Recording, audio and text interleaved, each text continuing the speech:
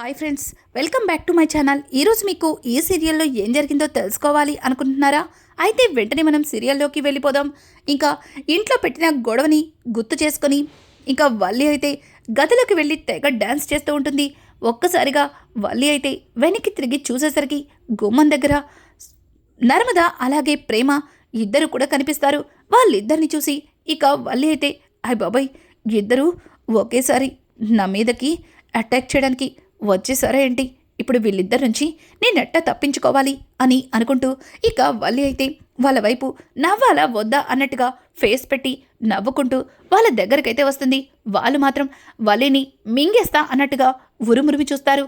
ఇక వల్లి అయితే అయ్ బాబోయ్, వీళ్ళిద్దరెట్టి ఇట్టా చూస్తున్నారు, వీళ్ళిద్దరికీ అవకాశం ఇస్తే నన్ను ఇక్కడికిక్కడే చంపేసి కాకులకి గద్దలకి ఆహారంగా వేసేలా ఉన్నారు.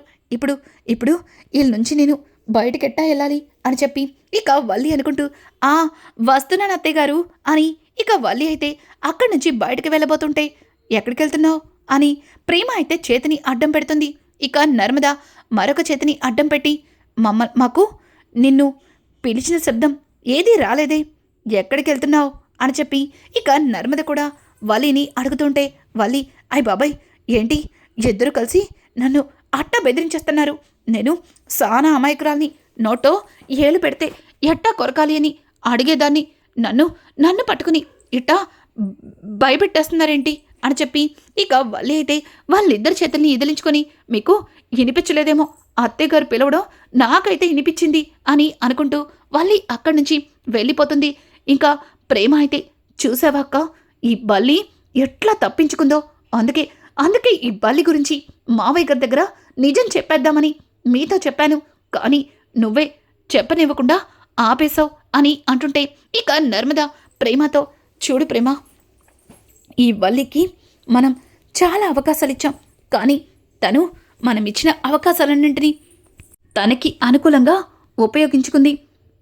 చూద్దాం, ఇంకొకసారి కనుక ఇది ఇట్లాంటి ఎక్స్ట్రాలే చేస్తే మనం ఇక వల్లి అయితే నర్మద అయితే వల్లి గురించి అలా మాట్లాడుతూ ఉంటుంది.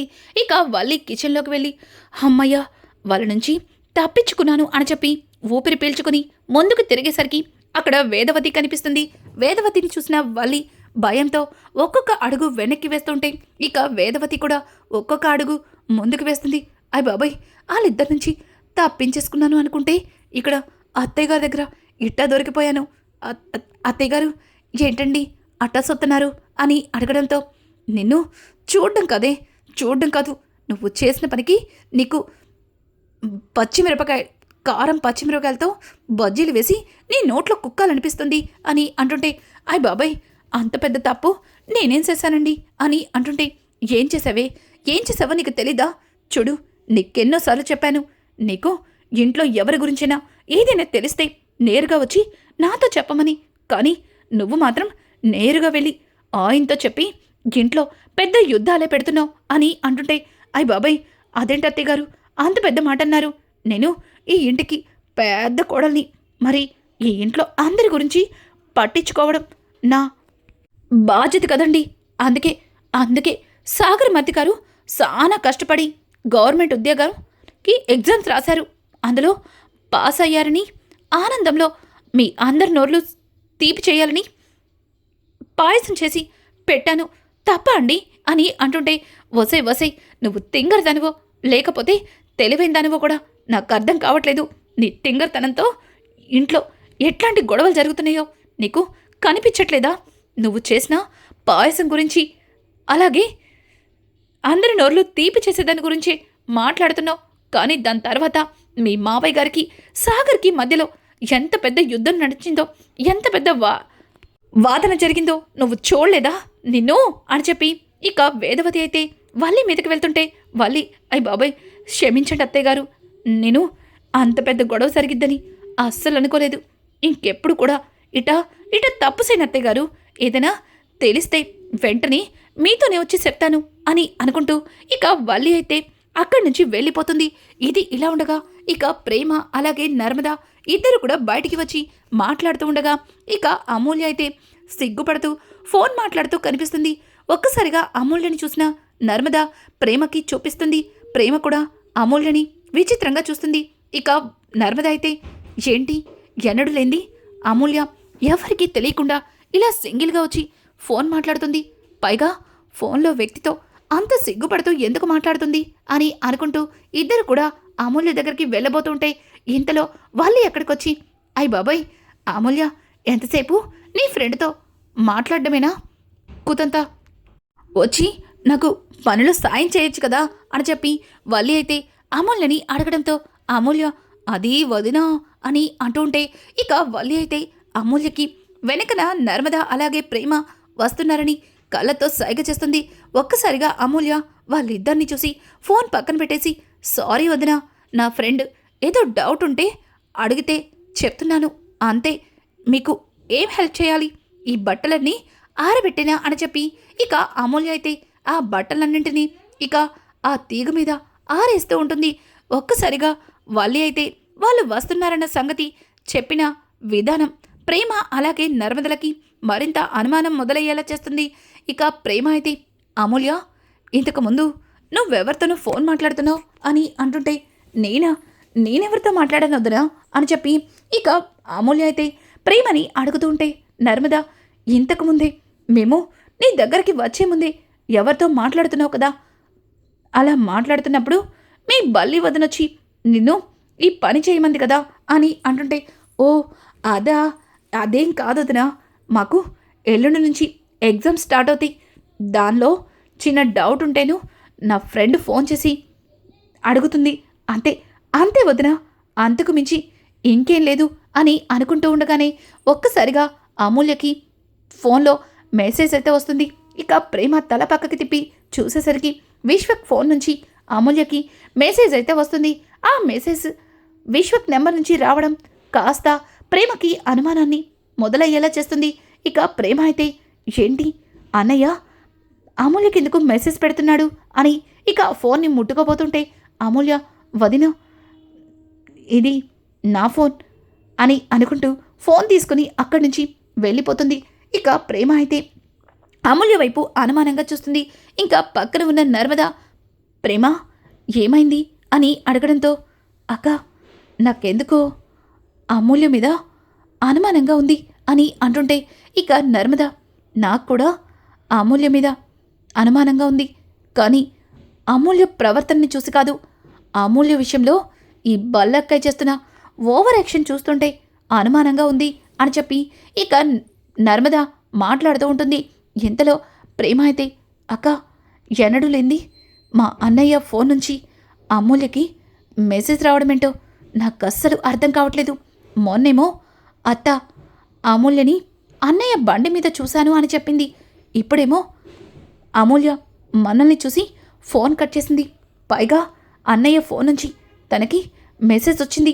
ఇదంతా చూస్తుంటే ఈ వల్లి మధ్యలో ఉండి ఏదో చేస్తుందని నాకు అర్థమవుతుంది అని చెప్పి ఇక ప్రేమ కూడా అమూల్య విషయంలో వల్లి మీద అనుమానిస్తూ ఉంటుంది. ఇక ఇదంతా దొంగచటగా చూస్తున్న వల్లి అయితే అయ్ బాబాయ్ వీళ్ళిద్దరికీ నా మీద అనుమానం మొదలైపోయింది. ఒకవేళ ఆ విశ్వకి అలాగే అమూల్యకి మధ్యలో సన్నిహితంగా రాయబారిగా నేనే ఉన్నానని చెప్పి తెలిసిపోతే తర్వాత వీళ్ళు నా బండారమ్మతో మావయ్య గారి ముందు బయటడేస్తారు. ఇప్పుడు నేను ఏదో ఒకటి చెయ్యాలి అని అనుకుంటూ ఇక వల్లి అయితే బయటికి వస్తూ ఉంటుంది.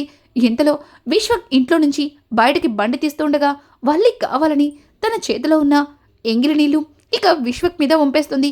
ఒక్కసారిగా విశ్వక్ ఏంటి కళ్ళు కనిపించట్లేదా చూసుకోరా అని గట్టిగా అరవడంతో ఇక వల్లి రే బండోడా నీకే కళ్ళు కనిపించట్లేదా, ఇక్కడ చెత్త పోస్తారు ఆ చెత్త మీద పడుతుందని నీకు ఆ మాత్రం తెలీదా, కింద చూసుకుని నడవకుండా ఆకాశంలో చూసుకుని నడిస్తే ఇదిగో ఇలాగే జరుగుతుంది అని చెప్పి వల్లి అయితే ఇక విశ్వక్తో గొడవ పడుతుంది.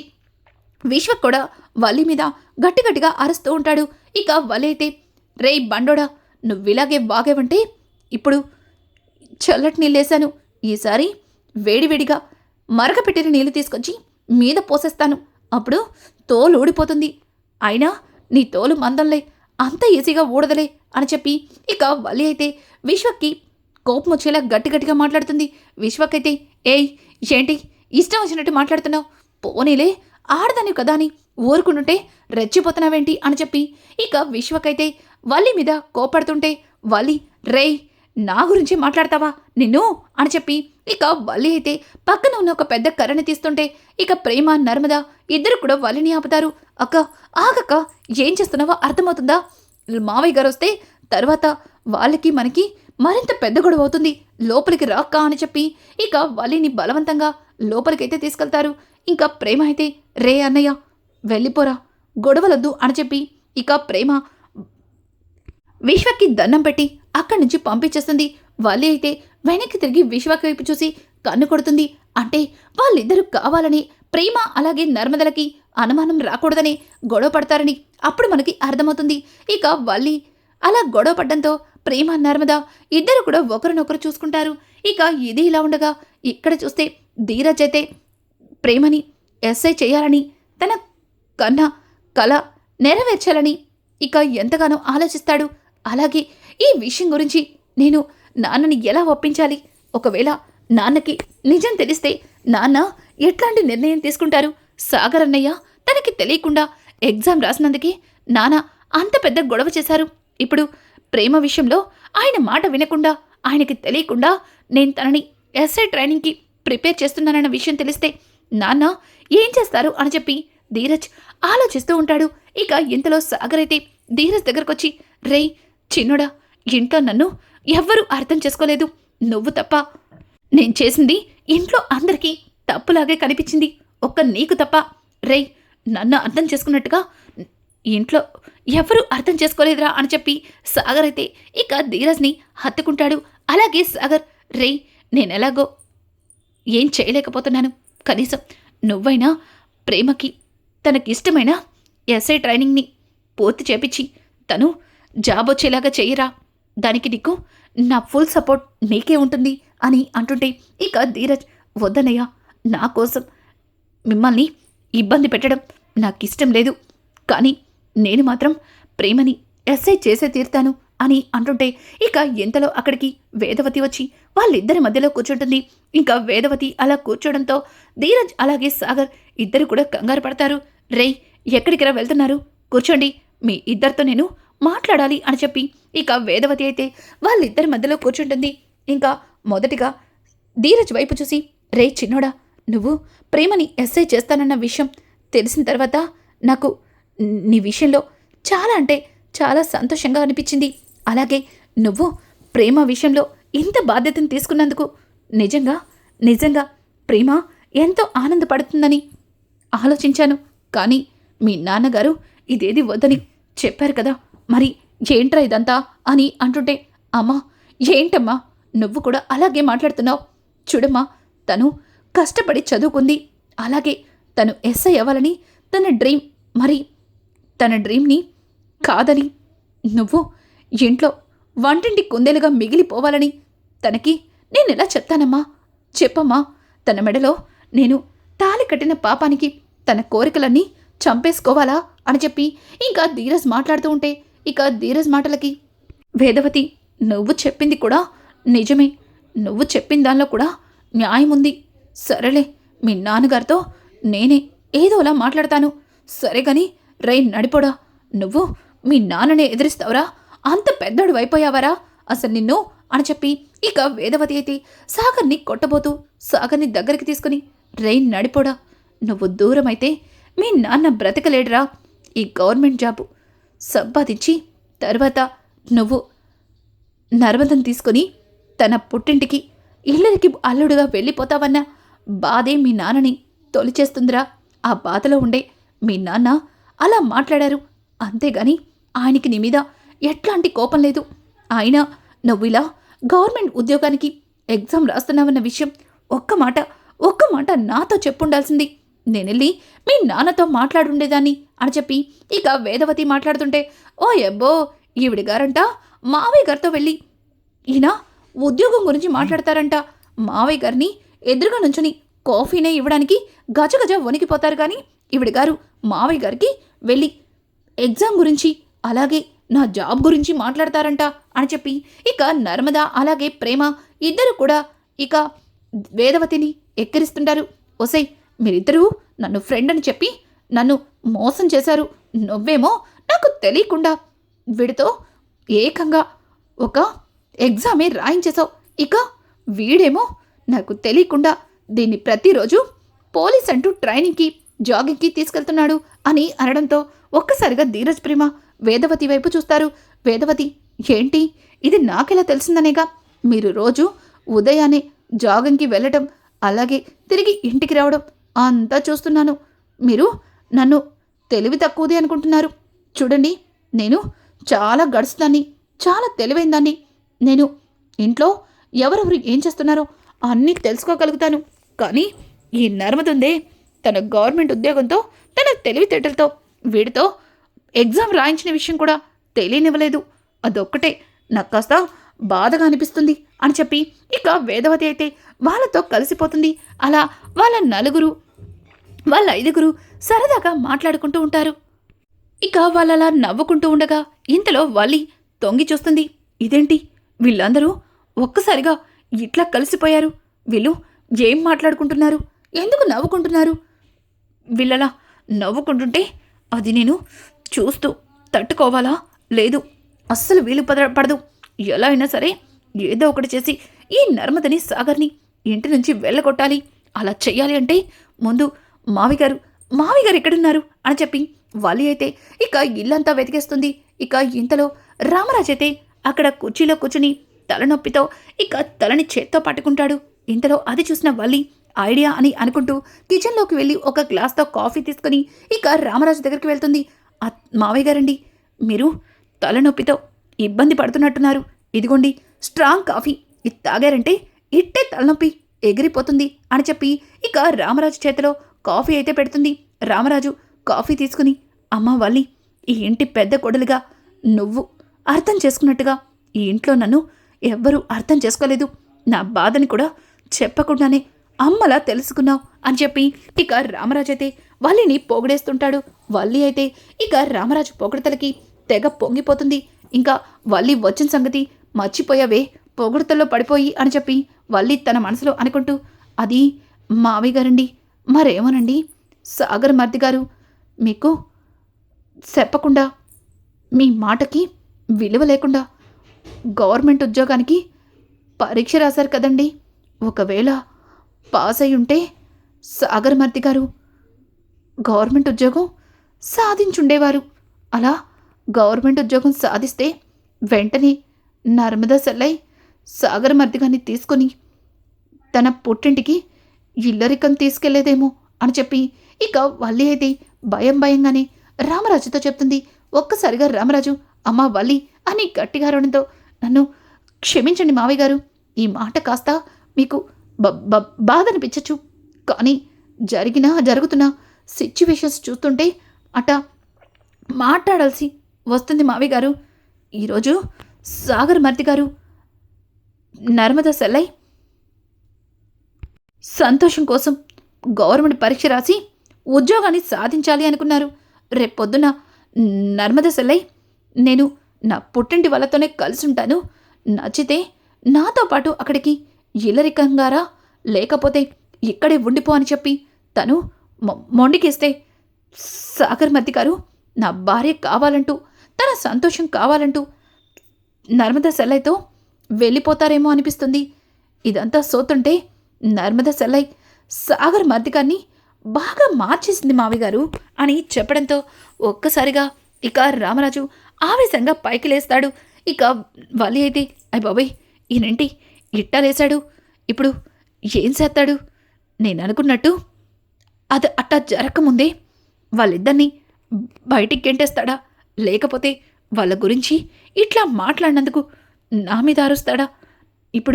ఇప్పుడు ఏం చేస్తాడు అని చెప్పి ఇక వల్లి అయితే తెంగర చూపులు చూస్తుంది. ఇక రామరాజు మౌనంగా అక్కడ గ్లాస్ పెట్టేసి లోపలికైతే వెళ్ళిపోతాడు. అయ్ బాబాయ్, ఈయన ఇప్పుడు ఇంట్లో పెద్ద యుద్ధాన్ని మొదలెడతాడు అనుకుంటే ఇంత మౌనంగా వెళ్ళిపోయాడేంటి అని చెప్పి ఇక వల్లి అయితే తన మనసులో అనుకుంటుంది. ఇక ఉదయాన్నే కార్తీక పౌర్ణమి, అందరూ కూడా ఇంకా కోనేట్లో దీపాలు వెలిగించాలని చెప్పి వేదవతి అయితే అందరినీ రెడీ అవ్వమని చీకట్నే లేపుతూ ఉంటుంది. ఇక అమూల్య దగ్గరికి వెళ్ళేసరికి అప్పటికే అమూల్య లేచి అందంగా రెడీ అయ్యి ఇక స విశ్వకిచ్చిన చీరని కట్టుకుని అద్దం ముందు నుంచుని అటూ ఇటూ తిరుగుతూ చూసుకుంటూ ఉంటుంది. ఇక అమూల్యని అట్లా చూసేసరికి ఇక వేదవతి అయితే ఒక్కసారిగా షాక్ అవుతుంది. అమూల్య, ఏంటి లేపే వరకు లేచేదానివి కాదు, అసలు ఎప్పుడు కూడా కార్తీక పౌర్ణమికి నువ్వు మాతో రావడానికి అంతలా ఏడ్చేదానివి అందరికంటే ముందు లేచి రెడీ అయిపోయావా అని చెప్పి ఇక వేదవతి అయితే అమూల్యని అడుగుతుంది. అమూల్య, అమ్మా, ప్రతి సంవత్సరం అంటే నేను చిన్నదాన్ని, కానీ ఇప్పుడు నేను కూడా పెద్దదాన్ని అయ్యాను కదా, అందుకే మీతో పాటు నేను కూడా పౌర్ణమికి కోనేట్లో దీపాలు వదలాలనుకుంటున్నాను అని చెప్పి ఇక అమూల్య చెప్తుంటే వేదవతి అమూల్యని కింద నుంచి పై వరకు చూస్తూ, అవునా అమూల్య, ఈ చీర ఎక్కడిది, ఇదెప్పుడు కొనుక్కున్నావు, ఇది నాకు తెలీదే అని చెప్పి ఇక వేదవతి అయితే అమూల్యని అడుగుతుంది. అమూల్య ఆ చీర గురించి ఇక వేదవతితో ఏం చెప్పబోతుంది, అలాగే కార్తీక పౌర్ణమి రోజు విశ్వక్ అమూల్య మెడలో తాళి కట్టబోతున్నాడా? ఇట్లాంటి లేటెస్ట్ ఎపిసోడ్స్ మీకు మరిన్ని కావాలి అనుకుంటే మా ఛానల్ని సబ్స్క్రైబ్ చేసుకోవడం మాత్రం మర్చిపోకండి. Thanks for watching. Hi friends, welcome back to my channel. ఈరోజు మీకు ఈ సీరియల్లో ఏం జరిగిందో తెలుసుకోవాలి అనుకుంటున్నారా? అయితే వెంటనే మనం సీరియల్లోకి వెళ్ళిపోదాం. ఇంకా ఇంట్లో పెట్టిన గొడవని గుర్తు చేసుకొని